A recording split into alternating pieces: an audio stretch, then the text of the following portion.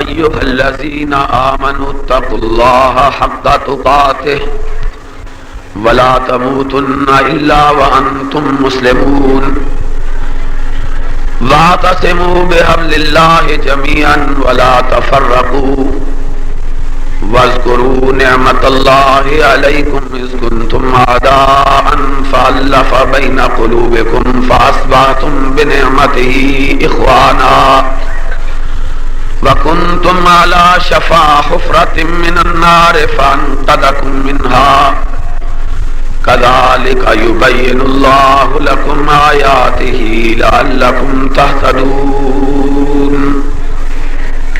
صدق اللہ مولانا العظیم۔ حضرات، میں بہت خوش ہوں ایک آپ کے اتنے بڑے اجتماع کو دیکھ کر، دوسرے اپنے بھائی، اپنے ساتھی، اپنے دوست مولانا حبیب الرحمان یزدانی کو اپنے ساتھ سٹیج پر موجود پا کے کہ اللہ رب العزت نے اپنی توحید کی خدمت کے لیے اور اپنے نبی کی سنت کے جھنڈے کو سربلند رکھنے کے لیے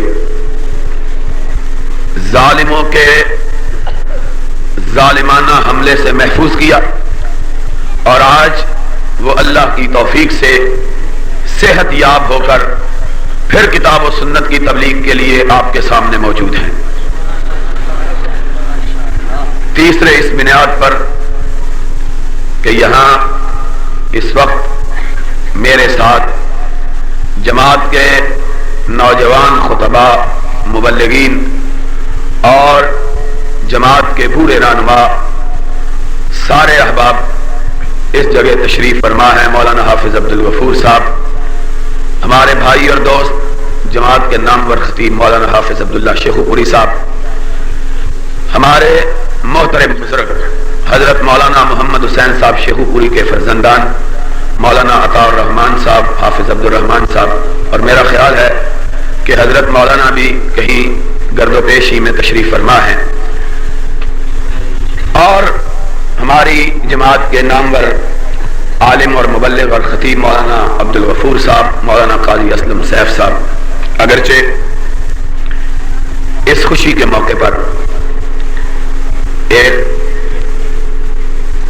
دل میں غم کی پھانس بھی پھنسی ہوئی ہے، اور وہ یہ کہ پچھلے برس جب ہم یہاں آئے تھے تو فاروق آباد کے بوڑھے قائد حضرت مولانا داود انور صاحب کی معیت میں اور ان کی قیادت میں جن لوگوں نے ہمیں فاروق آباد کے دروازوں پہ خوش آمدید کہا تھا، ان میں ہمارے بھائی اور دوست مولانا حافظ عبدالرزاق صاحب کے نوجوان صاحبزادے حافظ خالد بھی تھے۔ آج وہ ہمارے درمیان موجود نہیں ہیں، اس بات کا غم بھی ہے، افسوس بھی، لیکن تسلی اس قرآن پاک کی آیت سے کہ کل نفس ذائقۃ الموت، موت سے کس کو رستگاری ہے، آج ان کی کل ہماری باری ہے، اور اس سے بھی ایک گنا اطمینان ہے کہ الحمدللہ حافظ صاحب کے مرحوم بیٹے نے ہوش سنبھالنے کے بعد اپنی ساری زندگی جو بتائی وہ اللہ کے قرآن کے سننے اور سنانے میں بتائی ہے۔ قرآن کا حافظ تھا بچہ، دین کو پڑھ رہا تھا۔ اللہ سے دعا ہے کہ اللہ اس مرحوم کو اعلیٰ علیین میں جگہ عطا فرمائے، اور شاید آپ نے یہ بات محسوس کی ہو کہ نہ کی ہو، لیکن میں نے آج بہت محسوس کیا ہے کہ حافظ عبدالرزاق بہت جب سے بچہ فوت ہوا ہے، میں نے آج اس کو پہلی دفعہ پریشان دیکھا ہے۔ اللہ سے دعا ہے اللہ ہمارے اس بھائی کو صبر و استقامت عطا فرمائے۔ مجھ سے پہلے میرے دوست اور ساتھی مولانا عطا الرحمان صاحب کلام مجید کی ایک آیت تلاوت کی تھی اور انہوں نے مہربانی کر کے اپنی بات میرے لیے مختصر کر دی. میں ان کا شکر گزار ہوں، لیکن میں چاہتا ہوں کہ جو بات انہوں نے تشنا چھوڑی تھی اسے مکمل کر دیا جائے، اس لیے کہ یہ دعوت ہماری دعوت ہے، یہ آواز ہماری آواز ہے، یہ صدا ہماری صدا ہے، اور وہ صدا ہے اتحاد اور اتفاق کی. ہم یہ سمجھتے ہیں کہ آج اور ہر دور میں مسلمانوں کو اتحاد اور اتفاق کی جس قدر ضرورت رہی ہے اور ہے،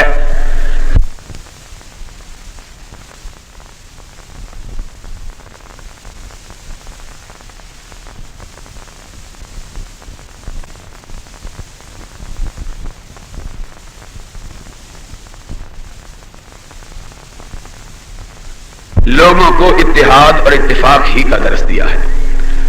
اور مزے کی بات یہ ہے کہ کلام مجید کی اس آیت کے مخاطبین عام لوگ نہیں ہیں.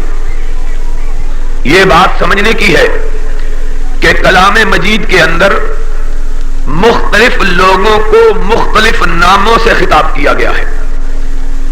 کہیں ساری کائنات کے باسیوں کو اللہ رب العزت نے شرف مخاطبت بخشا اور ان کے لیے کلام مجید میں الناس کا لفظ استعمال ہوا ہے.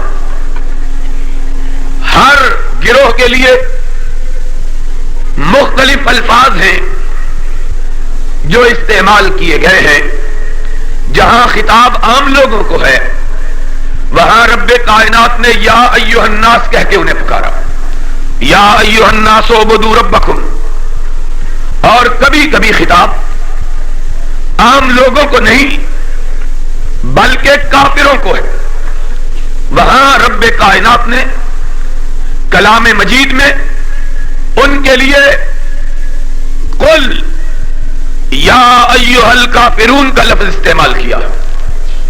کہیں کافروں میں سے کافروں کے ایک مخصوص گروہ یہودیوں اور عیسائیوں کو خطاب کیا گیا اور ان کے لیے لفظ اہل کتاب کا برتا گیا. قل یا اہل الکتاب تعالوا الی کلمۃ سواء بیننا وبینکم الا نعبد الا اللہ. اور کہیں خطاب صرف ان لوگوں کے لیے جو اپنے آپ کو ہلکا بگوش اسلام کہلاتے، اپنے آپ کو سرور کائنات کا امتی بتلاتے، اپنے آپ کو مسلمان کہلواتے ہیں. کہیں خطاب صرف ان کو کیا گیا ہے اور ان کے لیے لفظ کلام مجید میں جو استعمال ہوا وہ آمنو کا ہے. یا ایھا الذین آمنو هل ادلکم علی تجارہ تنجیکم من عذاب علیم.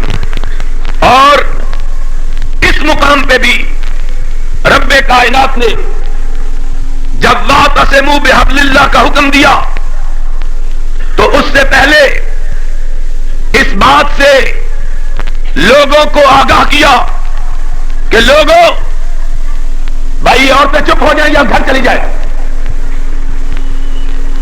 یا خاموش ہو جائیں یا گھر چلی جائیں.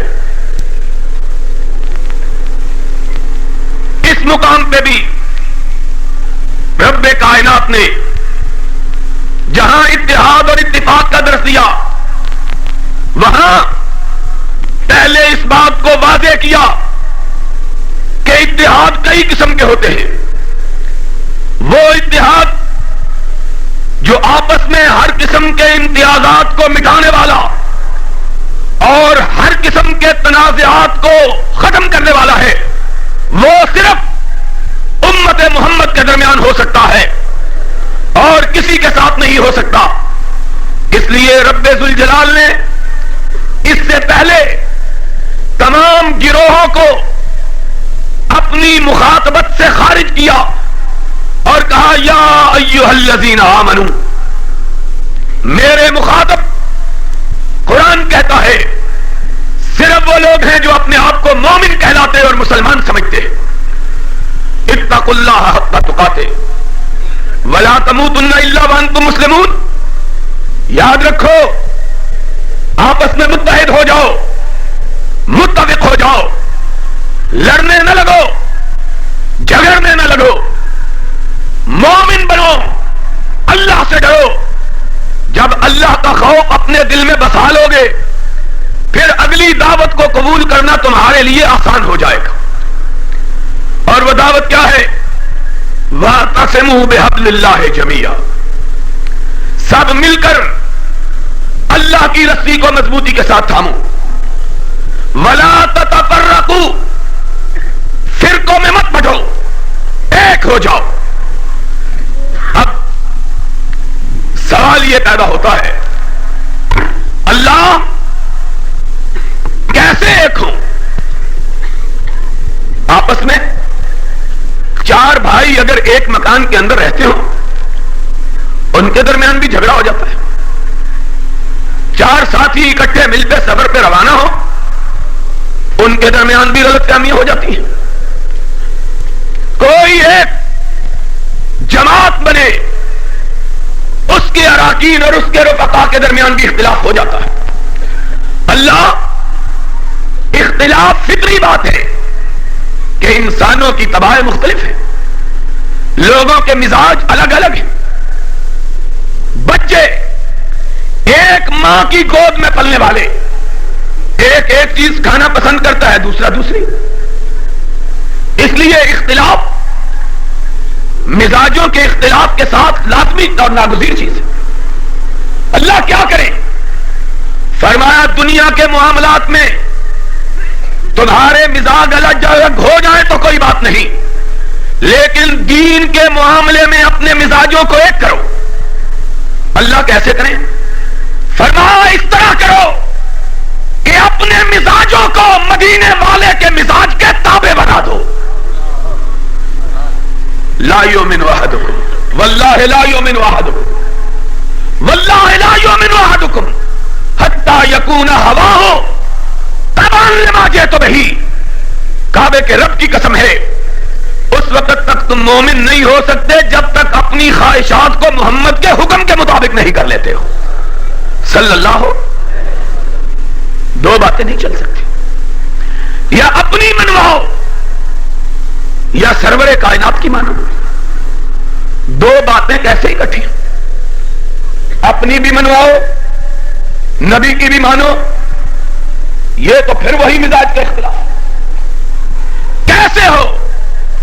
اور لوگوں, آج ذرا بات سمجھ کے جانا, انشاءاللہ مسئلہ سمجھا کے جائیں گے انشاءاللہ. کسی پر چوٹ بھی نہیں, کسی پر طنز بھی نہیں, کسی پر تان بھی نہیں, کسی پہ تشنیع بھی نہیں, کسی کو گالی بھی نہیں, کسی پہ دشنام بھی نہیں, کسی پہ الزام بھی نہیں. گالی دینے والے اور ہوتے ہیں, ان کے دلوں کی سیاہی کا اثر ان کے چہروں پہ ہوتا ہے. ہم کو خدا گالی دینے والا نہ بنائے, اس لیے کہ گالی دینا کوئی مشکل بات نہیں ہے. مغلوب الغضب ہو کے آدمی جس کو چاہے گالی دے سکتا ہے. گالی دینا کون سی مشکل بات ہے؟ زبان تو ہر ایک کی ایک اتنی ہی ہوتی ہے. یارو, گالی دینا کوئی جرأت کی بات نہیں. اللہ رسول کے لیے گالی کھا کے مسکرانا یہ بڑی جرأت کی بات ہے.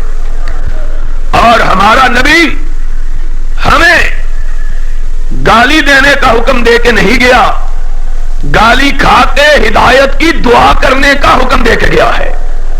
کہ اس نبی نے بھی جب لوگ اس کو گالیاں دیتے تھے تو جواب میں ان کو برا نہیں کہتا تھا. لوگ گالیاں دیتے, وہ جواب میں جھولی پھیلا کے کہتا اللہم اہد قومی فإنہم لا یعلمون. اللہ, تیرے پیغمبر کو گالی دینے والے تیرے پیغمبر کے مقام کو نہیں جانتے. اللہ, میں ان کے لیے بد دعا بھی نہیں کرتا, میں تو ان کے لیے دعا مانگتا ہوں اللہ ان کے سینوں کو ہدایت کے لیے کھول دے تاکہ تیرے نبی کے ساتھ جنت میں چلے جا. نبی کا اسوہ، نبی کا طریقہ تو یہ ہے. اس لیے ہم نہ گالی دیتے ہیں نہ گالی دینا پسند کرتے ہیں، اور اپنے نبی کی سنت کے مطابق گالی دینے والے کو جواب میں یہی کہتے ہیں کہ کتنے شیریں ہیں تیرے لب کے رکیب، گالیاں کھا کے بے مزہ نہ ہوا. جس کا جو مذہب ہوتا ہے اسی کا وہ مظاہرہ کرتا ہے. اگر تمہارا مذہب گالی دینا ہے تو تم کو مبارک ہو. ہمارا مذہب گالی دینا نہیں بلکہ رب کا قرآن سنانا اور محمد کا فرمان تم تک پہنچانا ہے.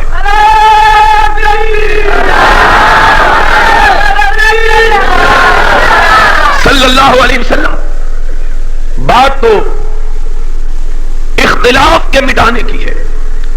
یا تم ہمیں طریقہ بتلاؤ یا ہم تمہیں طریقہ بتلاتے ہیں. اس میں لڑائی کی کیا بات ہے، جھگڑے کی کیا بات ہے؟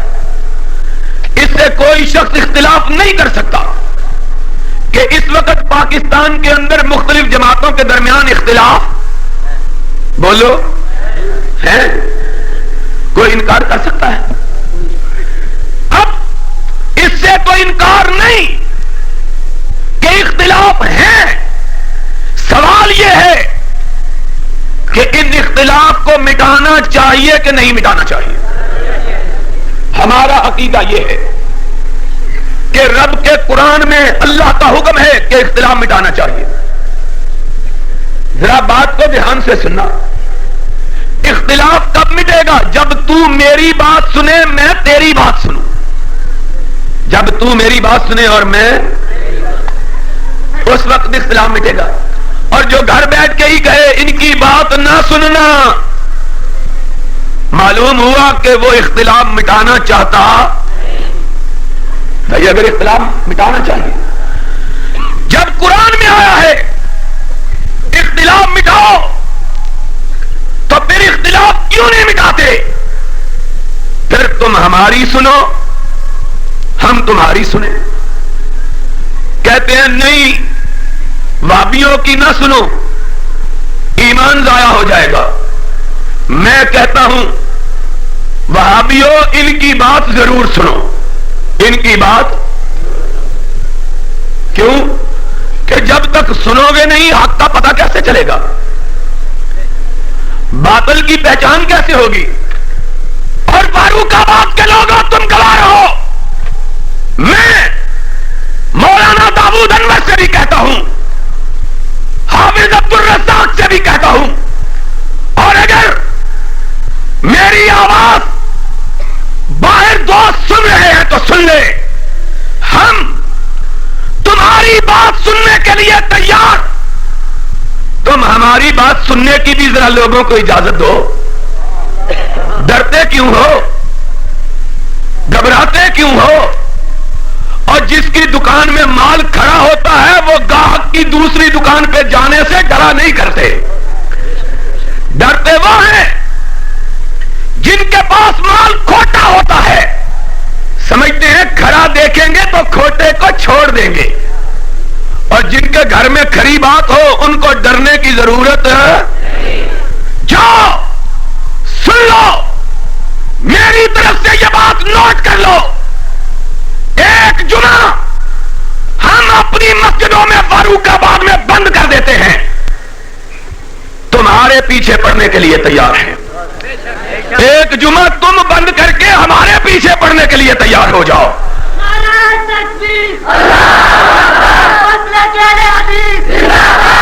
پھر لوگوں کو چھوڑ دو، جس کی بات اچھی لگے لوگ مان لیں. کیا بات ہے؟ پھر اختلاف کی بات کیا ہے؟ جھگڑا کس بات کا؟ لڑائی کس بات کی؟ اختلاف کس بات کا؟ لوگ خود فیصلہ کر رہے ہیں. اور یارو قرآن کی ایک آیت ہی کو دیکھ لو کہ کون اس کو مانتا ہے کون نہیں مانتا. قرآن کہتا ہے اختلاف مٹاؤ، مولوی کہتا ہے اختلاف مچاؤ. کیونکہ اختلاف مٹ گیا تو میری روٹی کہاں سے چلے گی؟ بات تو یہ ہے. میرے ساتھ ایک دفعہ عرب ملکوں کے دورے پر علماء کا ایک وقت گیا. ہماری جماعت کے صوبہ پنجاب کے امیر حضرت مولانا حافظ عبد الغفور صاحب بھی ساتھ تھے, اور ہماری جماعت پاکستان کے امیر شیخ الحدیث حضرت مولانا عبداللہ صاحب بھی موجود تھے. بریلویوں کے بھی بڑے بڑے علماء موجود, دیوبندیوں کے بھی بڑے علماء موجود, شیعہ دوست بھی موجود. ہم نے بغداد کے اندر حضرت امام ابو حنیفہ رحمۃ اللہ علیہ کی مسجد میں نماز پڑھی, جمعے کی. یاد ہے صاحب, نماز پڑھی, جمعے کا خطبہ سنا. انہوں نے ہماری عزت کی. ہمیں ایک اونچی چبوترے پر جہاں کے مکبر کھڑا ہوتا ہے, خاص خاص لوگ کھڑے ہوتے ہیں, وہاں ہم کوئی کھڑا کیا. جب امام نے کہا ولضالین, امام صاحب کی ساری مسجد آمین سے گونج اٹھی. ساری مسجد آمین کی آواز سے گونج اٹھی. اب میرے ساتھ ایک بہت بڑے بریلوی عالم جو ہمارے کبھی دوست بھی ہوا کرتے تھے, کبھی ہم بھی وہ بھی تھے آشنا, انہیں یاد ہو کہ نہ یاد ہو. آج تو وہ بھی اسٹین گنے لیتے پھرتے ہیں, اور ہائے اب کیا کہا جائے, کانفرنس سے کرتے ہیں, نعرے لگاتے ہیں. میرے متعلق انہوں نے لاہور میں کہا کہ اس کو سنبھل کے رہنا چاہیے, ہمارے پاس 17 اسٹین گنے ہیں. میں نے کہا مولوی جی, مولوی اسٹین گنوں کی بات تو نہیں کرتے, وہ تو قرآن و حدیث کی بات کرتے ہیں. کہا نہیں. میں نے کہا کہ میں نے قرآن پڑھا ہے, اور قرآن سے مجھے معلوم یہ ہوا ہے کہ لاٹھی گولی پر آدمی تب پہنچتا ہے جب جواب میں دلیل موجود نہ ہو, اور جس کے ساتھ دلیل ہوتی ہے اس کو لاٹھی گولی کی ضرورت محسوس, لاٹھی گولی کی بھی ضرورت نہیں ہوتی, گالی گلوچ کی بھی ضرورت نہیں ہوتی. گالی بھی آدمی مولوی طارمان اسی وقت دیتا ہے جب دلیل پاس نہیں ہوتی. عابد عبداللہ صاحب گل سمجھ آئیے, گالی بھی آدمی اس وقت دیتا ہے جب دلیل پاس موجود.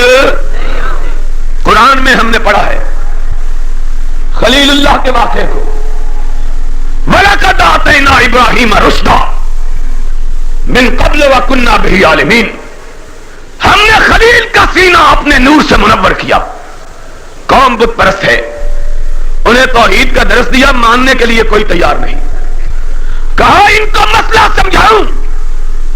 ساری قوم میلے میں گئی ہوئی, خلیل اللہ نے کلہاڑا اپنے کندھے پہ رکھا, بت کدے میں پہنچے, سارے بتوں کے سر قلم کیے, کسی کی آنکھ, کسی کا کان, کسی کا ہاتھ, کسی کا پاؤں, توڑ تاڑ کے بڑے مونچھوں والے کے کندھے پر کلاڑا رکھ دیا. خود گھر پلٹ آئے, کہہ لگے حضرت صاحب اب تم جانو, تمہارا کام جانے. قوم واپس آئی, اپنے خداؤں کا یہ حشر دیکھا. کن کا؟ ہائے ہائے, جو کروٹ بدلنا نہیں جانتے ہیں انہیں آپ مشکل کشا مانتے ہیں. خدا کی قسم ہے, کچھ سوچو تو صحیح. 4 دن پہلے کی بات ہے کہ میں ایک بستی میں گیا. مجھے تو یہ بات کہتے ہوئے بھی حیا آتی ہے کہ کسی کا دل نہ دکھ جائے. اور ہمارا تو عقیدہ یہ ہے کہ دل بدستاور کے حج اکبرست, کسی کا دل نہ دکھاؤ. کہ مومن کا دل دکھے گا کائنات دکھ جائے گی, شرط کہ مومن ہو. ہم تو کسی کو کچھ نہیں کہنا چاہتے. دیکھا ایک بہت بڑی قبر, بڑی چادریں, بڑے دیے, اور بستی کا ایک گستاخ کتا قریب پھر رہا ہے. میرے ساتھ میرے ایک دوست تھے, کہنے لگے اس کا کیا کریں. میں نے کہا اس کا کیا کرنا ہے, ان کو سمجھاؤ جو یہاں مانگنے کے لیے آتے ہیں. بات پھر مجھے کہتے ہوئے حیا آتی ہے. قرآن کہنے لگے من فعل ھذا بآلہتنا انہ لمن الظالمین. رب بھی کبھی کبھی بڑا مذاق کرتا ہے مشرکوں سے. اللہ نے عجیب مذاق کے الفاظ استعمال کیے. کہیں گے ہمارے خداؤں کا بیڑا غرق کس نے کیا ہے؟ خداؤں کا بیڑا غرق. کن کا؟ خداؤں کا. کہنے لگے سمعنا فتن یذکرہم یقال لہ ابراہیم. بستی میں ایک ہی باقی رہتا ہے جو ان کو نہیں مانتا. باقی تو سب ماننے والے ہو نہ ہو اسی کا کیا کرتے. ایک ہی رب ماننے والا, خدا ماننے والا, ایک معبود کا پرستار. کہنے فاتو بہی علی اعین الناس. پکڑ کے لاؤ. ابراہیم خلیل تو پہلے ہی منتظر تھے کہ کبھی گردن کاٹ کے حق منوایا جاتا ہے, کبھی گردن کٹوا کے حق منایا جاتا ہے. سن لو پہلے حدیثوں, تمہاری تاریخ یہ ہے کہ کبھی مارنے پر تل جاؤ اور کبھی رب کی توحید کے لیے مرنے پہ تل جاؤ. دونوں مسلک کے پہلو ہیں. نہ مرتے ہوئے پیشانی پہ شکن پڑے, نہ مارتے ہوئے پیشانی پہ شکن پڑے, چاہے سامنے اپنا سگا بیٹا ہی کیوں نہ ہو. توحید کا درس یہی ہے. پکڑ کے لائے. کہیں گے انت فعلت ھذا بآلہتنا یا ابراہیم. ابراہیم ہمارے خداؤں کا یہ حشر تو نے کیا ہے؟ ابراہیم مسکرا پڑے, فرمانے لگے بل فعلہ کبیرہم ھذا فاسألوہم ان کانوا ینطقون. فرمایا مجھ سے کیا پوچھتے ہو؟ جس کے کندھے پہ کلہاڑا رکھا ہوا ہے, مونچھوں کو تاؤ دیے ہوئے ہے, اس سے کیوں نہیں پوچھتے؟ اور اس سے بھی نہ پوچھو, وہ اپنے ان تباہ شدہ خداؤں سے کیوں نہیں پوچھتے؟ ان سے پوچھ لو. نوکسو علی رؤوسہم. قرآن جواب دیتا ہے, دلیل کا جواب دلیل سے بننا پڑا. کہنے لگے لقد علمت ما ہؤلاء ینطقون. ابراہیم تجھ کو پتا ہے کہ ہمارے خدا بول سکتے. ابراہیم نے مسئلہ سمجھا. افتعبدون من دون اللہ ما لا ينفعکم شیئا ولا یضرکم اف لکم ولما تعبدون من دون اللہ افلا تعقلون. اور جو اپنے آپ کو مٹنے سے نہیں بچا سکتے وہ تم کو کیسے بچائیں گے؟ قرآن کیا کہا؟ دلیل جواب نہ آیا. کہنے لگے حرکوہ وانصروا آلہتکم ان کنتم فاعلین. اور جواب نہیں آتا, اس کو پکڑ کر زندہ آگ میں جلا دو. مولوی بھی کیا کہتا ہے؟ کہتا ہے جواب نہیں آتا, وہابی کو کسن مارو. جواب نہیں آتا,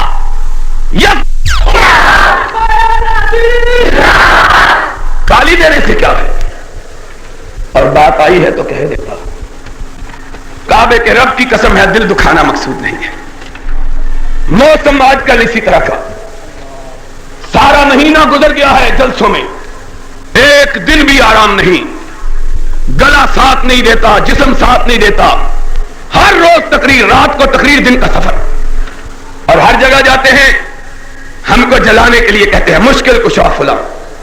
ہماری کیا تکلیف ہے؟ جس کو جی چاہے مشکل کشا مانو, لیکن اتنا تو بتلا دو. اور جس کو مشکل کشا کہتے ہو, کیا کوفہ کی مسجد میں صبح کی نماز سے پیشتر کسی نے اس پر پشت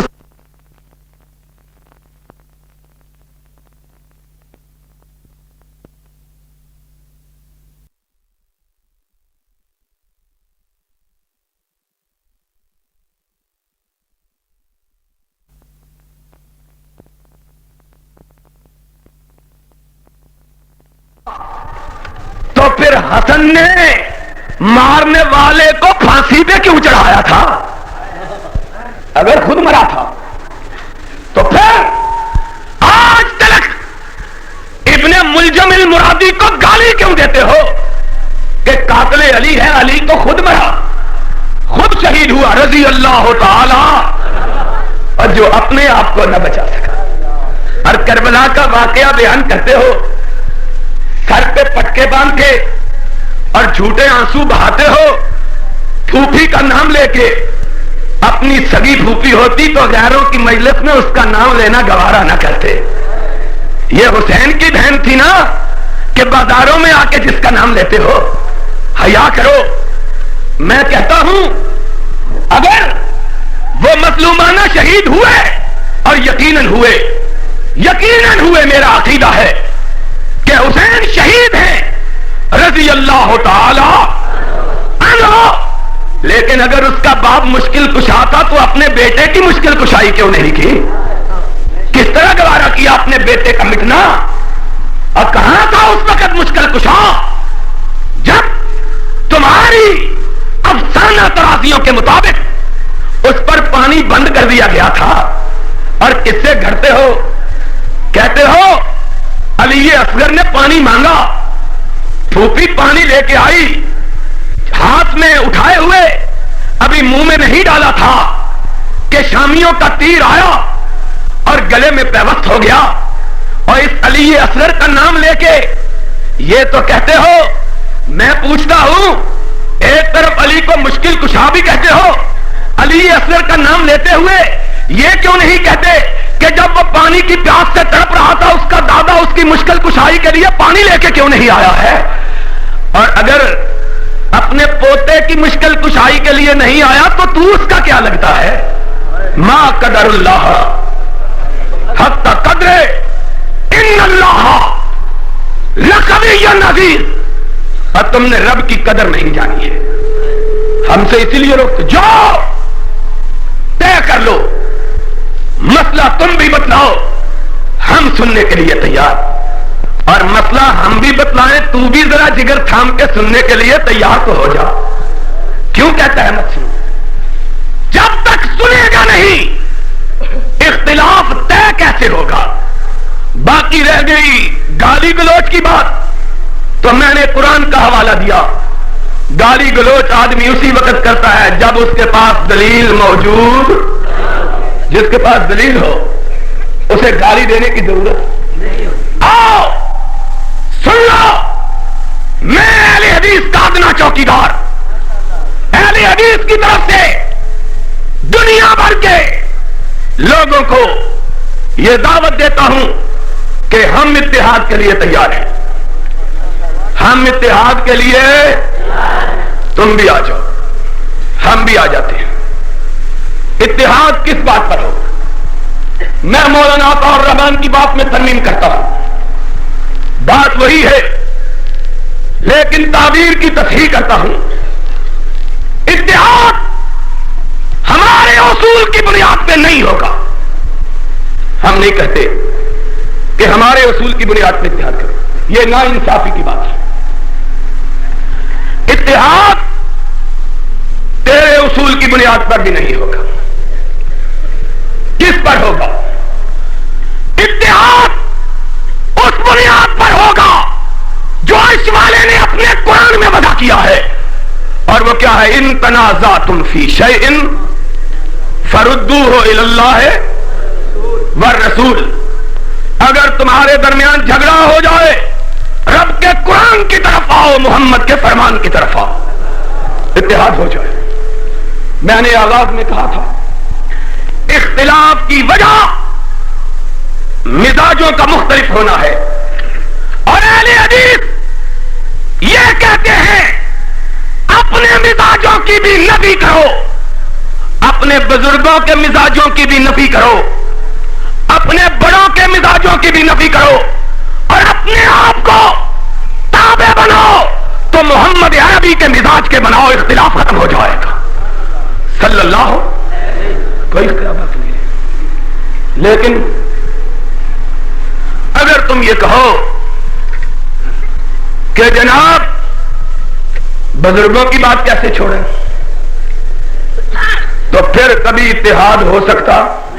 کیوں؟ اس لیے کہ بزرگ پھر تمہارے بھی ہمارے بھی، پھر ان کے بھی ان کے بھی. اب پھر کون فیصلہ کرے گا کہ کس کا بزرگ بڑا ہے؟ کشتی کروانی ہے، کیسے فیصلہ کرو گے؟ ہم کہتے ہیں ہمارے بزرگ بڑے، تم کہو ہمارے بزرگ بڑے، یہ کہے ہمارے بزرگ بڑے، وہ کہے ہمارے بزرگ بڑے. فیصلہ کون کرے گا؟ کون فیصلہ کرے گا؟ کس طرح فیصلہ ہوگا؟ ہم نے کہا بزرگ سب لیکن اس کو بڑا مان لو جس کی بڑائی کا اعلان عرش والے نے اپنے قرآن میں کیا. وَرَفَعْنَا لَكَ ذِكْرَكَ، ہم نے ساری کائنات میں سے سب سے بڑا تجھ کو کیا. اور جو کائنات کا سب سے بڑا ہے اس کے پاس آ جاؤ، جو وہ کہے مان لو، جو وہ نہ کہے اس کی بات کو. اگر بزرگوں کی بات ہوتی تو اسلام کبھی پھیل سکتا؟ سارے یہی کہتے ہیں ہمارے بزرگ. قرآن آ جاؤ سن لو قرآن کیا کہتا ہے. قُلْ إِنْ كَانَ آبَاؤُكُمْ وَأَبْنَاؤُكُمْ وَإِخْوَانُكُمْ وَأَزْوَاجُكُمْ وَعَشِيرَتُكُمْ وَأَمْوَالٌ اقْتَرَفْتُمُوهَا وَتِجَارَةٌ تَخْشَوْنَ كَسَادَهَا وَمَسَاكِنُ تَرْضَوْنَهَا أَحَبَّ إِلَيْكُم مِّنَ اللَّهِ وَرَسُولِهِ وَجِهَادٍ فِي سَبِيلِهِ فَتَرَبَّصُوا حَتَّىٰ يَأْتِيَ اللَّهُ بِأَمْرِهِ وَاللَّهُ لَا يَهْدِي الْقَوْمَ الْفَاسِقِينَ. اور مومن وہ ہے جو ساری کائنات کو ٹکرا دیتا ہے، محمد کی بات میں آنچ نہیں آنے دیتا. قرآن یہ کہتا ہے اور ہمیں قرآن نے بتلایا. ایک غزوہ کے اندر نبی پاک موجود ہیں، محمد الرسول اللہ صلی اللہ علیہ وسلم کے صحابہ بھی موجود ہیں. ایک جگہ پڑاؤ کیا ہوا، اونٹ ان سے کجاوے اتار لیے، خیمے لگا لیے، لوگ آرام کرنے کے لیے بیٹھ گئے. ملازموں کو حکم دیا جاؤ جانوروں کو پانی پلاؤ. فاروق اعظم کا ملازم اونٹ کو لے کے پانی پلانے کے لیے جوہر کے کنارے پہ پہنچا. وہاں ایک انصار کا اونٹ اس کا ملازم پانی پلانے کے لیے لایا. دونوں ملازموں میں جھگڑا ہو گیا. ایک نے کہا پانی میں پہلے پلاؤں گا، دوسرے نے کہا پانی میں پہلے پلاؤں گا. جھگڑے نے طول پکڑا. ایک نے دوسرے کے منہ پہ تھپڑ مارا، دوسرے نے دوسرے کے منہ پہ تھپڑ مارا. اس نے کہا وال المہاجرین وال الانصار. دونوں طرف سے لوگ دوڑتے ہوئے آگے، مہاجر بھی آگے، انصاری بھی آگے. کیا ہوا؟ اس نے کہا فاروق کے ملازم نے میرے منہ پہ تھپڑ مارا. عبداللہ ابن ابی مدینے کا چودھری، مدینے کا سردار بھی وہاں موجود ہے. آج لوگ چودھریوں کے بڑے پرستار ہیں. یہ سچا ہے اس لیے کہ چودھری ہے.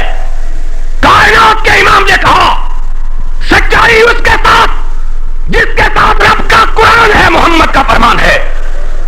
چودراہٹوں میں کوئی سچائی چھپی ہوئی موجود. کہا بڑا چودھری. اس نے فاروق کے غلام کو دیکھا، آنکھ بگولا ہو گیا. کہنے لگا یہ مہاجر وطن ان کا چھینا گیا، ہم نے ان کو پناہ دی. مال چھینا گیا، ہم نے انہیں مالوں میں شریک کیا. آج ان کو اتنی جرأت ہو گئی کہ ہمارے ملازموں کے منہ پہ تھپڑ مارتے ہیں. اور اس نے لفظ کہے لئن رجعنا الى المدینہ لیخرجن العز منها الاذل.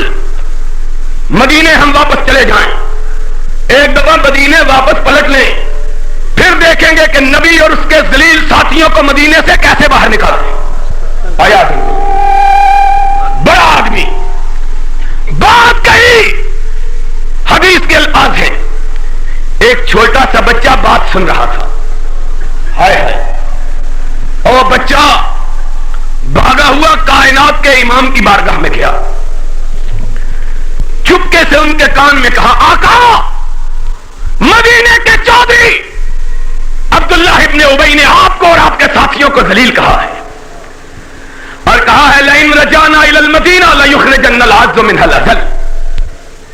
کہا ہم نکالیں گے. کائنات کے امام کے چہرے پہ شکنیں پڑ گئی. لوگ دوڑے ہوئے آئے، آقا بچہ جھوٹ بولتا ہے. آسمان والے تیری قدرت پہ قربان. سرور کائنات نے بات سنی، لوگ بچے کو گھورنے لگے. سن لو مسئلہ حل کرنے کا طریقہ کیا ہے. کہ یہ بچہ جھوٹ بولتا ہے. اس نے مکے کے مدینے کے چودھری پر جھوٹا الزام باندھا. بچے نے اپنا چہرہ نبی کے سامنے کیا. آقا کعبے کے رب کی قسم میں نے جھوٹ نہیں بولا. اس نے آپ کے خلاف بکواس کیا, مجھ سے برداشت نہ ہوا, میں بھاگا ہوا آیا. سرور کائنات نے بچے کے کندھے پہ ہاتھ رکھا. اب پریشان ہے, کیا کہیں. ایک طرف بڑے بڑے لوگ عبداللہ ابن ابی کی برات کی گواہی دے رہے ہیں, ایک طرف چھوٹا سا بچہ. آسمان والے کی غیرت کو جلال آ گیا. جبریل کو بھیجا, جاؤ میرے نبی سے کہو بچہ سچا ہے, لوگ جھوٹے ہیں. قرآن یقولون لئن رجعنا الى المدینہ لیخرجن العز منها الاذل. قرآن نے یہ الفاظ اپنے سینے میں محفوظ کیے کہ اللہ کے نبی اس منافق نے یہ کہا ہے. سرور کائنات کے چہرے پہ شکنیں پڑی. اور ایمان دیکھو, ایمان کس کا نام ہے. اپنے باپ, اپنے بڑے, اپنے بزرگ, کس کا نام ایمان ہے. کائنات کے امام کے چہرے پہ شکنیں پڑی. عبداللہ ابن ابی کا مومن بیٹا نبی کی کیفیت کو دیکھ رہا ہے, بھاگا ہوا آیا, کہا یا رسول اللہ میں نے آپ کے چہرے پر شکنیں دیکھی ہے, میرے باپ کی بات آپ کو پہنچی ہے. فرمایا ہاں پہنچی ہے. کہا واللہ الذی بعثک بالحق ان امرتنی بقتل. اے نبی پاک, مجھے اس رب کی قسم ہے جس نے آپ کو حق کے ساتھ مبعوث کیا ہے, میری ایک خواہش ہے, اسے رد نہ کیجیے گا. آپ نے فرمایا کیا خواہش ہے. اس نے کہا اللہ کے حبیب, اگر آپ نے میرے باپ کے قتل کا فیصلہ کر لیا ہے تو کسی اور کو اس کے قتل کا حکم نہ دیجیے گا, مجھ کو حکم دیجیے گا. کیوں؟ لقد علمت الانصار انی ابر الناس بوالدی. اس لیے کہ انصار کے سارے گھرانے جانتے ہیں کہ مجھ سے زیادہ اپنے باپ کا فرما بردار کوئی نہیں ہے.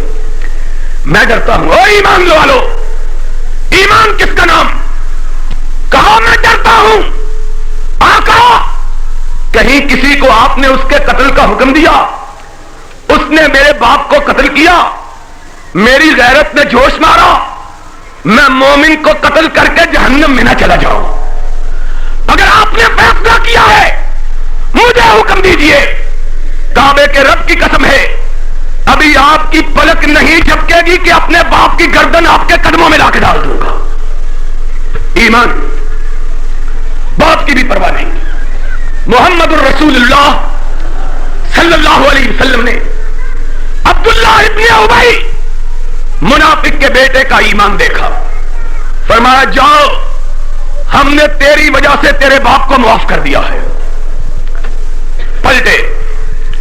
حدیث کے الفاظ ہیں, کائنات کے امام کی عادت یہ تھی کہ جب مدینے سے نکلتے جہاد کے لیے تو سب سے آگے آگے ہوتے, اور جب جہاد سے پلٹتے تو سب سے پیچھے پیچھے ہوتے. امام اس کا نام ہے. لڑائی میں آگے, صلح میں پیچھے.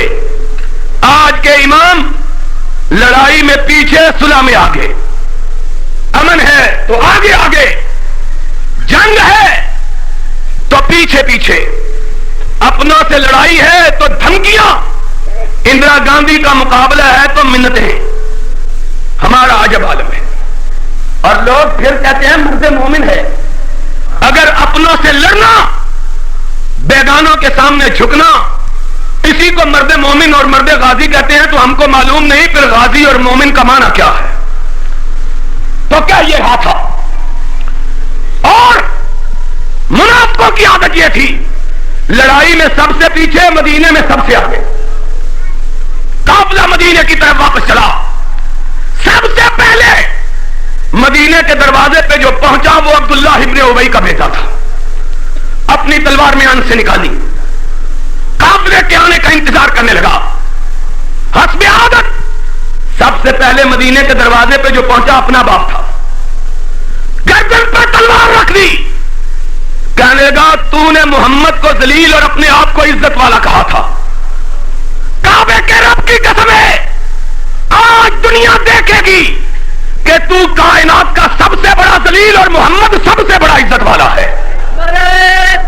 اور جب تک وہ عزت والا تجھے اجازت نہیں دیتا، کعبے کے رب کی قسم ہے میں تجھ کو مدینے میں داخل ہونے دوں گا. تو نے کہا تھا میں عزت والا نکالوں گا محمد اور اس کے ساتھ. تو عزت والا نہیں، عزت والا کائنات میں صرف محمد الرسول اللہ ہے صلی اللہ. لوگ دیکھ رہے ہیں ابن ابی تھر تھر کانپ رہا ہے، بیٹے نے سر پہ تلوار بے نیام کر کے رکھی ہوئی. سرور کائنات آئے، آقا کو مخاطب ہو کے کہنے لگا آقا اس ذلیل کو اجازت ہو تو اندر جائے، اگر اجازت نہ ہو تو اس کی لاش کو ٹکڑے کر کے باہر پھینک دوں گا. مومنو، ایمان تو اس کا نام ہے کہ سگا باپ اگر محمد کے مقابل آئے تو اس کی گردن کے اڑانے کے لیے بھی انسان تیار ہو جائے. تمہارا ایمان کیا ہے کہ جیلی بزرگوں کا نام لے کے محمد کی بات کو ٹھکرا دیتے، بزرگوں کی بات کو مان لیتے ہو. قیامت کے دن رب کو کیا جواب دو گے؟ کیا کہو گے؟ ہم نے اس کو بڑا مانا کہ ان کو بڑا مانا. ہماری دعوت یہ ہے آؤ ساری کائنات کی بات کو ٹکراؤ، محمد سے اپنا جی لگاؤ صلی اللہ ہو. جس کے ساتھ نبی کا فرمان ہو، جس کے ساتھ رب کا قرآن ہو اس کی بات مان لو، اور جس کے ساتھ رب کا قرآن نہ ہو، نبی کا فرمان نہ ہو، اس کی بات کو ترک کر دو. آ جاؤ ایک ایک مسئلہ لے آؤ. رفع یدین کا مسئلہ لے آؤ، آمین بالجار کا مسئلہ لے آؤ، تشہد کا مسئلہ لے آؤ، ختم و درود کا مسئلہ لے آؤ، صدیق اکبر کی خلافت کا مسئلہ لے آؤ، غیر اللہ کی مشکل کشائی کا مسئلہ لے آؤ. جتنے مسئلے ہیں لے کے آ جاؤ. جس کا ساتھ رب کا قرآن دے محمد کا فرمان دے وہ سچا، جس کے ساتھ رب کا قرآن نہ ہو محمد کا فرمان نہ ہو وہ ہم جھوٹا بھی نہیں کہتے، ہم کہتے ہیں وہ غلطی پر. آ جاؤ. لڑائی کس بات کی؟ یارو افسوس کی بات ہے آج دعوت قرآن و حدیث 2 ٹکے کے ملا قرآن و حدیث. السلام علیکم کہتے ہیں ورحمۃ اللہ وبرکاتہ کہ جناب ہم فلاں بات نہیں مانتے، ہم فلاں بات نہیں مانتے اس لیے کہ ہمارے مذہب کے خلاف ہے. اور بتلاؤ مذہب تمہارے بزرگوں پہ نازل ہوا کہ محمد الرسول اللہ پہ نازل ہوا ہے صلی اللہ ہو؟ کس پہ نازل ہوا؟ اگر محمد پہ نازل ہوا تو پھر ہمارے مذہب کی بات کیا ہے؟ آمین بالجار کے لیے حدیث پاک میں 80 حدیثیں آئی ہیں. کتنی؟ 80. جاؤ کسی مولوی کو کہو ایک ضعیف حدیث اس کے مقابلے میں بتلا دے کہ نبی نے کہا ہو کہ آمین نیچی آواز سے کہا کر، ہم ماننے کے لیے تیار. اگر نہیں ہے تو یارو ہماری مخالفت میں اپنی نماز تباہ کیوں کرتے ہو؟ ہماری مخالفت میں اپنی نماز کیوں برباد کرتے ہو؟ رفع یدین کے لیے چاروں خلفاء نے روایت بیان کی ہے، کوئی دوسری حدیث نہیں. یاد رکھنا مسئلہ، جس کو 10 ان صحابہ نے روایت کیا ہو جن کا نام لے کے نبی نے جنت کی بشارت دی ہے. صدیق نے رفع یدین کی روایت بیان کی، فاروق نے بیان کی، ذوالنورین نے بیان کی، علی مرتضیٰ نے بیان کی، فاتح ایران سعد ابن ابی وقاص نے بیان کی، حضرت ابو عبیدہ ابن جراح نے بیان کی، حضرت عبد الرحمن ابن عوف نے بیان کی، طلحہ نے بیان کی، زبیر نے بیان کی، سعید ابن عاص نے بیان کی. ان سب نے کہا نبی جب نماز پڑھتے رکوع جاتے ہوئے بھی رفع یدین کرتے، رکوع سے سر اٹھاتے ہوئے بھی رفع یدین کرتے.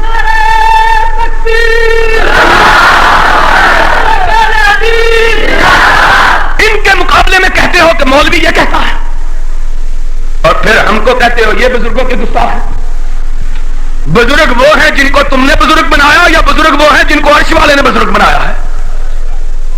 محمد الرسول اللہ والذین معه اشداء علی الکفار رحماء بینہم تراہم رکعا سجدا یبتغون فضلا من اللہ ورضوانا. مسئلہ قرآن قرآن کا یا محمد کے فرمان کا کہ تیرے بزرگ کا؟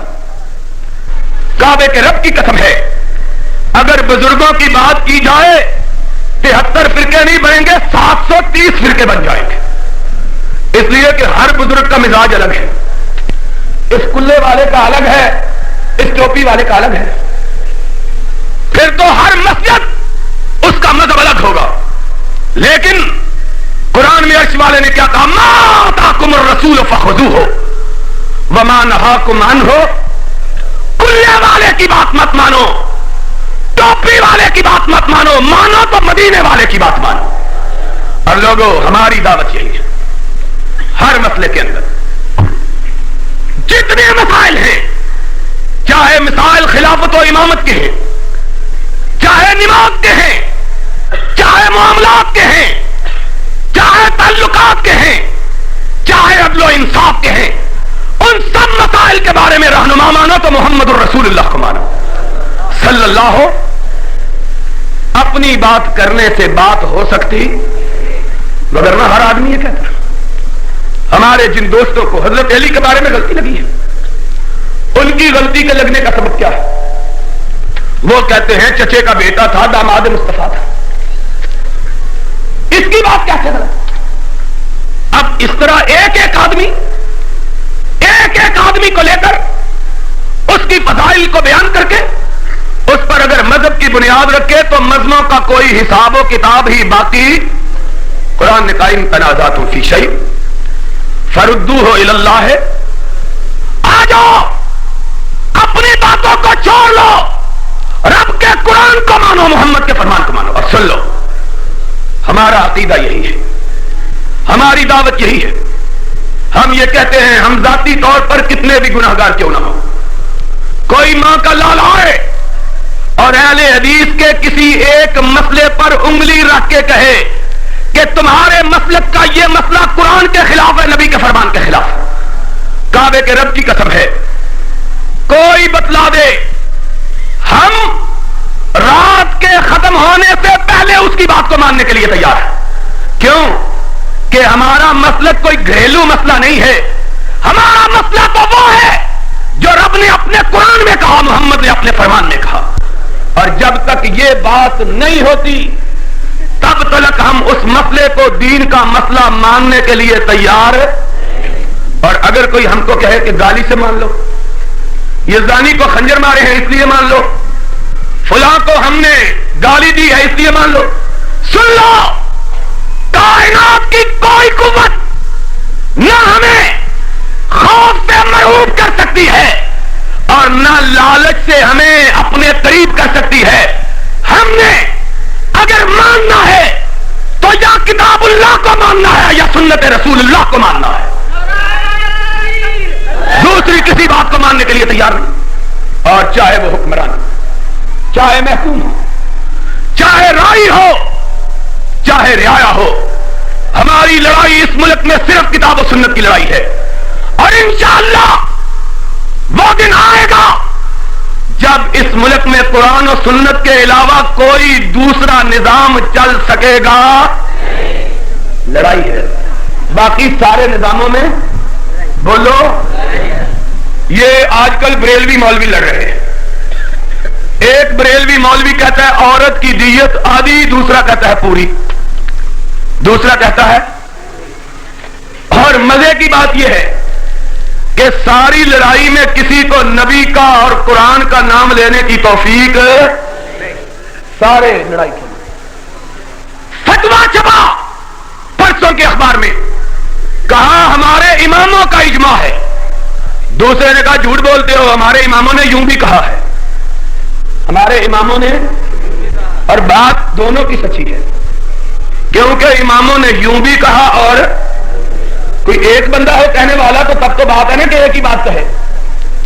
جب بندے زیادہ ایک مشرق کی کہتا ہے دوسرا مغرب کی، اور ہم کہتے ہیں مدینے والے کے پاس آؤ جس کی بات ایک ہی، کیونکہ ما ینطق عن الہوی ان هو الا وحی، اس کی بات ایک ہی، کیونکہ اس وقت تک نہیں بولتا جب تک کہ عرش والا اسے بولنے کا حکم دیتا۔ کہتے کیا ہے؟ بغداد میں بھی یہی بات ہوئی، مولوی پریشان ہو گیا آمین سن کے. میں پاس کھڑا تھا, دیکھا کہ اب رکوع کا انتظار کر رہا ہے کہ ایک تو بیڑا دبو دیا ہے مولوی نے, دوسری مرتبہ پتہ نہیں کیا کرتا ہے. رکوع میں گیا, امام صاحب کی مسجد کا امام, امام ابو حنیفہ کی مسجد کا امام, جاتے ہوئے بھی رفع یدین کی, سر اٹھا کے بھی رفع یدین کی. نماز سے فارغ ہوئے. میں نے کہا حضرت جی نماز خراب ہو گئی ہے. بڑے غصے سے کہنے لگے کیوں خراب کیوں ہوئی؟ میں نے کہا امام نے رفع یدین بھی کی, آمین بھی کی. جلدی سے کہنے لگے یہ بھی جائز ہے. پہلا جمعہ تیری مسجد میں میں پڑھاؤں گا, میری مسجد میں تو پڑھانا. تو رفع یدین نہ کرنا, آمین نہ کہنا میری مسجد میں تیری مسجد میں جا کے آمین کہوں گا, رفع یدین کروں گا. کہنے لگا وہ کیوں؟ میں نے کہا تاکہ لوگوں کو پتا چل جائے کہ ان کے مولوی صاحب نے کہا یہ بھی جائز ہے وہ بھی جائز ہے, مسئلہ معلوم ہو جائے. کہنے لگا ٹھیک ہے.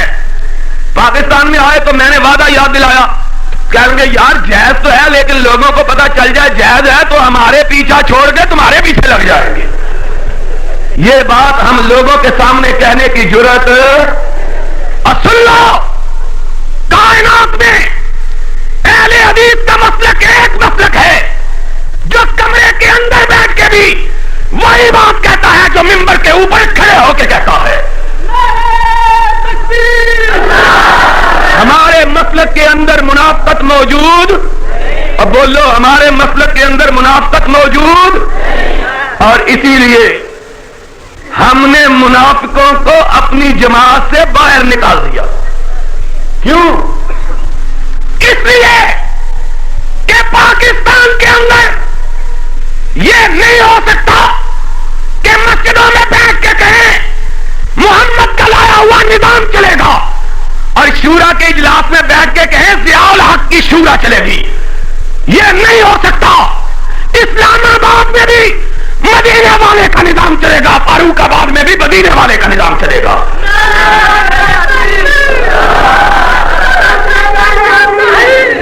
اور جو شخص اس منافقت کو روا رکھتا ہے وہ اور سب کا قائد ہو سکتا ہے, اہل حدیث کا امام ہو سکتا. اہل حدیث سچی بات کہنے والے, حق سے ٹکرانے والے, جیلوں کو آباد کرنے والے, گردنوں کو کٹانے والے, لیکن غیر اللہ کے سامنے خم نہ کھانے والے, محمد کے سوا کسی نظام کو نہ ماننے والے. وآخر دعوانا الحمدللہ رب العالمین. بخشی ہے علامہ صاحب کے بارے میں خصوصی طور پر میں کہنا چاہتا ہوں, عرض کرنا چاہتا ہوں.